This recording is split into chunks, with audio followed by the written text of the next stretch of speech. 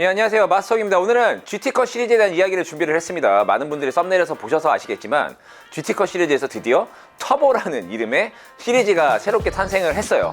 원래 GT컷 시리즈는 어떤 나이키의 기술이 굉장히 많이 들어간 고급스러운 라인들, 이런 것들을 필두로 처음에 GT컷, 그때는 또 런이었지, 그리고 점프, 이렇게 세 가지가 출시가 됐습니다. 컷은 말 그대로 조금 슬래셔 같은 느낌의 어떤 플레이어들을 위한 빠르고 좀 그런 역동적인 플레이어들.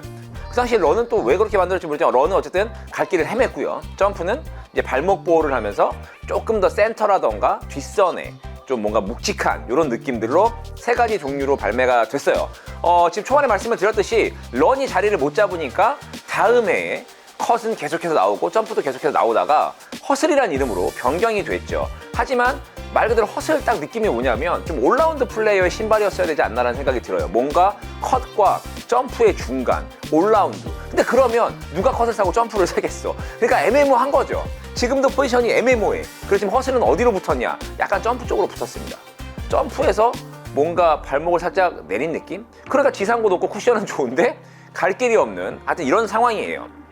이런 상황 속에서 컷과 점프만 나름대로 자리를 잘 잡고 가고 있다가 드디어 이 친구들이 저가 라인까지 뭔가 잡고 싶고 어떤 GT라는 어떤 이름을 계속해서 뭔가 많은 라인업을 만들고 싶으니까 아카데미를 발매를 했습니다. 그래서 컷 아카데미가 나왔고 최근에는 그리고 점프 아카데미까지 나와서 3종 시리즈가 모두 완성이 됐죠.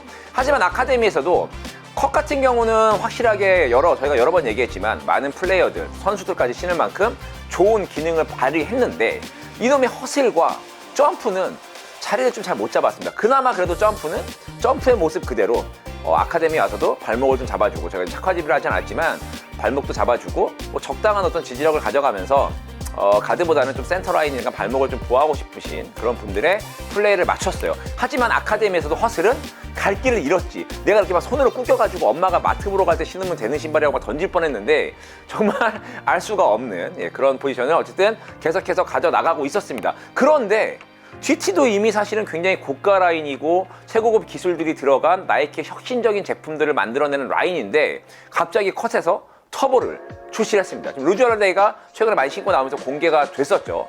모습은 지금 컷3의 모습과 거의 비슷하긴 한데 안에 내용물들이 많이 바뀌었다고 했는데 최근에 또 내용물들이 오피셜하진 않지만 공개가 됐어요. 지금 보시는 것처럼 컷3는 농구화에 처음으로 사용된 주맥스 쿠션을 사용을 하고 있습니다. 러닝화에서 주맥스는 나이키의 대표 쿠셔닝이에요. 반발력이 뛰어나고 가볍고 어떤 탄성이 좀 많이 뛰어난 그런 녀석이죠. 그래서 지금 알파플라이 3라던가 여러 가지 러닝화에 사용하면서 극찬을 받고 있는 녀석입니다.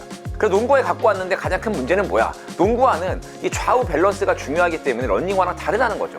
뭔가 안정감이 필요해. 마냥 튀는 농구화의 쿠셔닝을 만들기에는 안정성이 떨어진다는 겁니다. 그래서 러닝화의 쿠션들을 그대로 갖고 왔다가는 안정성에서 발목이 아작나겠죠. 그래서 컷3 같은 경우는 약간 밑에 미드솔을 약간 케이지 같은 실리콘 느낌의 부드러운 느낌으로 가뒀어요.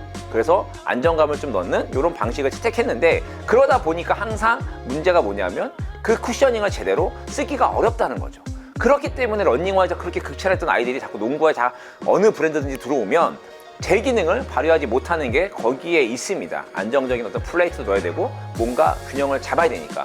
하지만 터보에서는 지금 공개가 되는 이미지가 상당합니다. 일단 인솔 자체가 주맥스의 소재를 쓴 인솔로 바뀐다 그러고 미드솔 자체는 컷과 마찬가지로 주맥스 쿠션을 썼고요. 그리고 이제 마지막 싱크, TPU라는 어떤 지지대가 들어가는데 TPU 소재가 아닌 조금 더 반발성이 있는 그런 소재들로 바뀌어서 들어간다고 합니다. 카본 플레이트까지는 아니겠지만 어쨌든 안정성과 반발력을 좀 극대화시킬 수 있는 녀석이 들어간다고 해요.